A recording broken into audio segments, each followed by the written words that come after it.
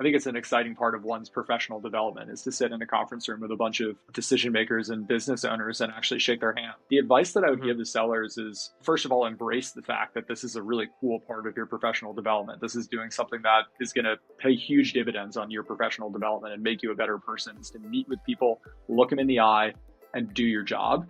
So I think that's the first piece, is like, it's a luxury and it's a privilege to be able to do it. But outside of that, more tactically, prepare. That's my advice. I just had a rep who was driving from Santa Barbara to Los Angeles. It was a little bit more informal of an on-site meeting. And the feedback that I gave to that rep was, hey, this meeting went great, but I don't necessarily think you prepared adequately for this. You had one point of contact. That was the only person that you were emailing beforehand. The agenda was pretty basic. It was like, 4 line items. This is what I think we're going to cover today. And you didn't print out any paperwork beforehand. And I think with the types of folks that we work with, I serve to construction companies, it really helps to come with a narrative and some documentation to back up what you're talking about. And my advice to this rep was to call each person that's going to be in the conference room individually and say, hey, I'm looking forward to the meeting. I've been primarily working with Nick to schedule this, but I'd like to get 5 minutes of your time right now so I can find out what's the most important thing for you in this in-person meeting. What can I come prepared with for you specifically? And taking that time to individually reach out to all of the folks that are going to attend and make sure you know what they care about, I think is really important for an in-person meeting. And then I mentioned printing stuff out. I actually think that's really helpful. We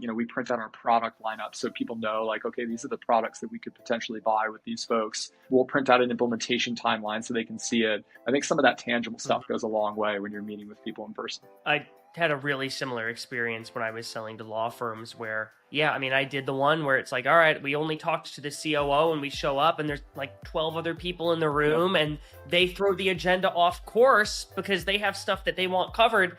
And yes, in a perfect world, like the COO rallies everybody and they send you all the agenda items, but in practice, that doesn't really happen. You almost get to break the seal of multi-threading when you do what you suggested, which is you have a reason to call all of these people. You're meeting with them in person. You're on a plane, a train, a car, a bus. You might be hitchhiking if you're Armand. You're showing up and you have every right to say, hey, I'm going to be meeting with you. What do you want covered? And so you break that seal. I also want to echo the paper stuff. It seems so strange, maybe because I was selling to law firms. We'd have attorneys who didn't know how to work a computer. And the printed stuff, you'd be amazed out of the blue to be like, oh, what's this other product? I want to see that. That's cool.